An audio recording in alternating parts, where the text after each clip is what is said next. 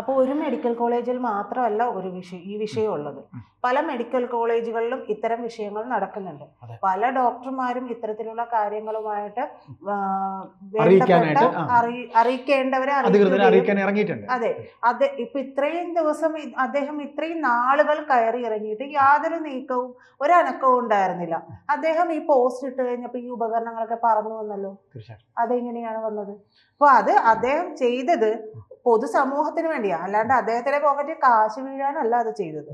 അപ്പോ അങ്ങനെ പറയുമ്പോൾ ഞാൻ പറഞ്ഞത് പ്രീത പറയുന്നത് അദ്ദേഹം മുഖ്യമന്ത്രി അദ്ദേഹത്തിന് ഇങ്ങനെ സർക്കാരിനെതിരെ വ്യവസ്ഥയ്ക്കെതിരെ ഉത്തരവാദിത്തപ്പെട്ട പോസ്റ്റ് ചെയ്യുന്നതിനെ വിമർശിച്ചത് തെറ്റായി പോയി എന്ന് മുഖ്യമന്ത്രി പറഞ്ഞത്. ഞാൻ പറഞ്ഞത് അങ്ങനെയല്ല. ഞാൻ പറഞ്ഞത് ഒരു തലോടലെങ്കിലും സമൂഹം ഇത്രയും ഇടപെട്ടിരിക്കുന്ന അല്ല, ഞാൻ പറയുന്നത് മുഖ്യമന്ത്രിയുടെ കാര്യം. മുഖ്യമന്ത്രി ഡോക്ടർ ഹാരിസിന് ഒരു തലോടലെങ്കിലും കൊടുക്കേണ്ടതല്ലേ, കൊടുക്കണമെന്നാണ് ഞാൻ തുടക്കത്തിലും പറഞ്ഞത്.